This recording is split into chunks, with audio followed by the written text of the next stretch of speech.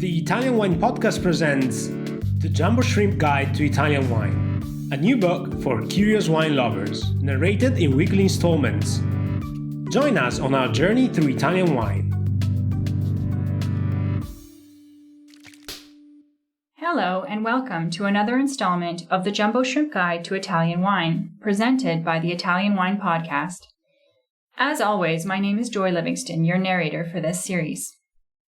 The Jumbo Shrimp Guide to Italian Wine is intended as a quick, light-hearted crash course on Italian wine. The material provides a great opportunity for serious wine scholars to refresh on the basics or to use as a reference. At the same time, we hope to bring new fans of Italian wine up to speed. If you're wondering how to get a copy of the book, the Kindle version is available on Amazon, and the paperback is available from positivepress.net. We'll also send you a complimentary paperback copy if you donate any amount to the Italian Wine Podcast while supplies last. Find details at italianwinepodcast.com or on our social media channels. Our topic this week will explore AIAs. Who are the AIAs, and what wine stories do they have to tell? So pour yourself a glass, sit back, relax, and join this journey through Italian wine. Who are the AIAs, and what wine stories do they have to tell? Family businesses are common in the wine sector, and Italy is no exception. The history of wine in this country has paralleled that of great wine families who have helped shape Italian wine culture and build globally recognized brands. Among the brands, 4 wines whose names end with AIA have been regarded as not only amongst the finest representatives, but also those with exceptional wine stories to tell. Let us introduce you to Ornellaia, Solaia, Sassicaia, and Gaia. Ornellaia. Ornellaia is a flagship Super Tuscan producer whose reputation is mainly attributed to the Ornellaia Bolgheri Superiore DOC wine, a Bordeaux blend on Tuscany's Maremma coast. The estate was founded by Marchese Lodovico Antinori in 1981, and the first Tuscan Bordeaux blend was later released in 1985. It was also home to another Super Tuscan star, Massetto, which separated as an independent winery in 2019. The current owner of Ornellaia is one of the world's oldest wine families. The Frescobaldi are a prominent Florentine noble family whose involvement in wine production dates back to around 1308.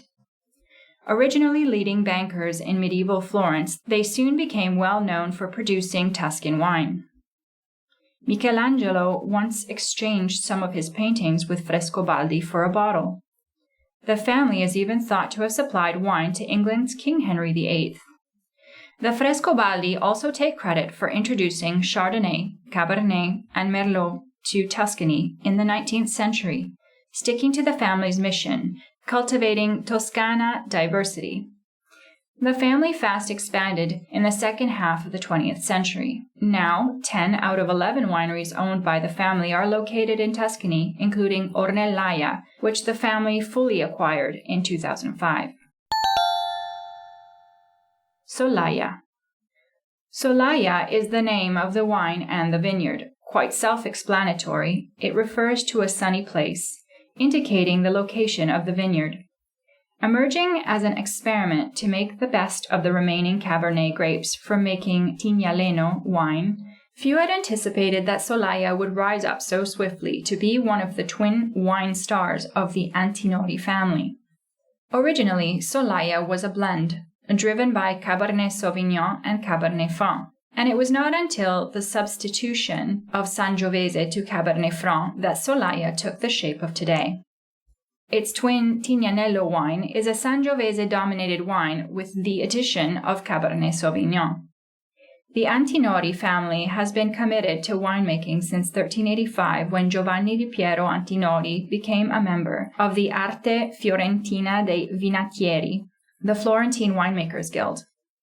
It is now Italy's biggest family-owned wine group and manages 15 wineries across 5 regions of Italy, steadily investing abroad. The Antinori family also manages or is partially involved in wine projects in the US, Malta, Hungary, Romania, and Chile. Among them sits the world-famous Stag's Leap, the cult wine from Napa Valley. Gaia. Gaia is a leading Piemonte producer and is credited for making a wide range of Nebbiolo-based wines, including the flagship Gaia Barbaresco DOCG wine, which dates back to the very beginning of its founding. Originally, they came from Spain in the 17th century. The family didn't actually practice winemaking until 1859, when Giovanni Gaia started the adventure with only 2 hectares of vineyard in Barbaresco. With time, the family gradually improved the wine quality and sized up. By the 5th generation, Angelo Gaia took over the family business. Gaia was already the leading Barbaresco producer with 40 hectares of vineyard, though Barbaresco enjoyed only regional reputation. Angelo, a trained enologist with international experience, introduced numerous advanced techniques in both the vineyard and the cellar, initiating the winery's modern success and eventually leading Barbaresco Gaia, an eponymous wine, to a sought-after iconic wine from Italy. Now the family's winemaking journey has broadened to include Brunello and Bolgheri in Tuscany, and even as far as the Etna region, where a joint venture called IDDA was founded in collaboration with Etna producer Gracci. Sassicaia.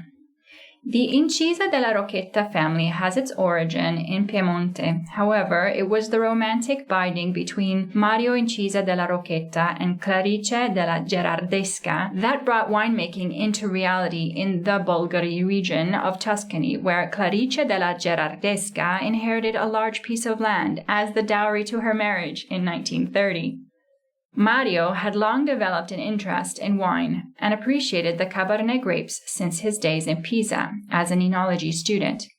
It was no wonder that he later created Tenuta San Guido, named after Saint Guido della Gerardesca, who lived during the 11th century, and introduced experimental cuttings of Cabernet from his friend's vineyard near Pisa.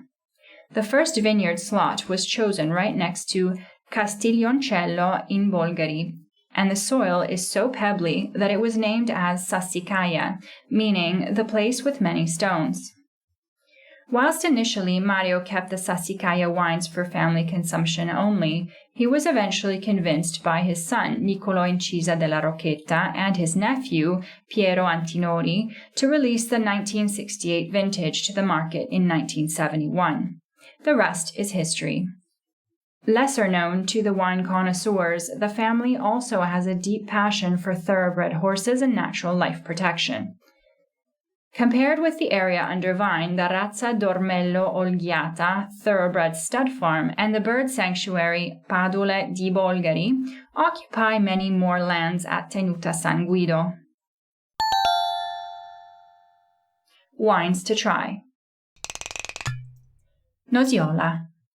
Nosiola has been linked to Trentino since the 15th century, and its isolated geographic location in small mountaintop vineyards saved it from being uprooted in favor of international varieties.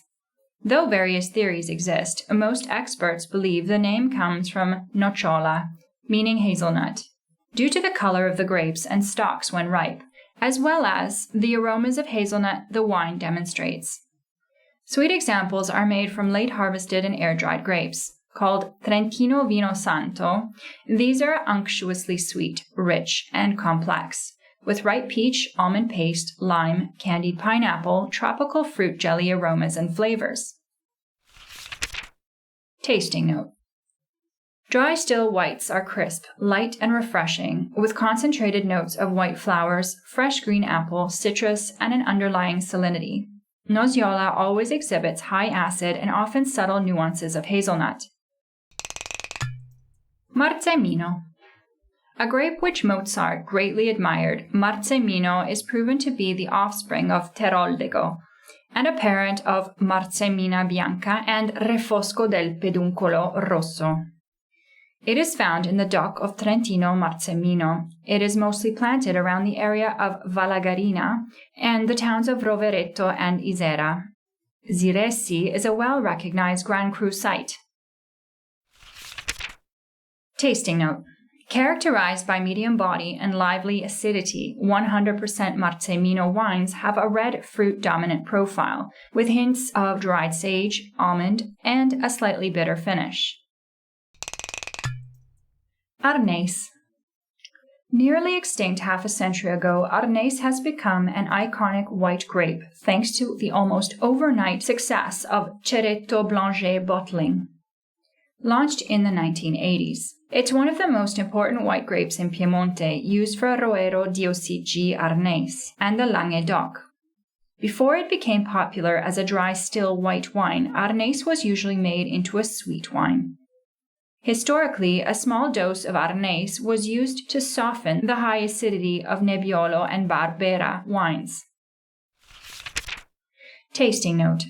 Pale straw yellow in color with low to medium acidity. This is why Arneis is rarely, if ever, used to make sparkling wines. The best wines are fresh and lively, exuding notes of fresh white peach and pear with nuances of sweet almond and white flowers.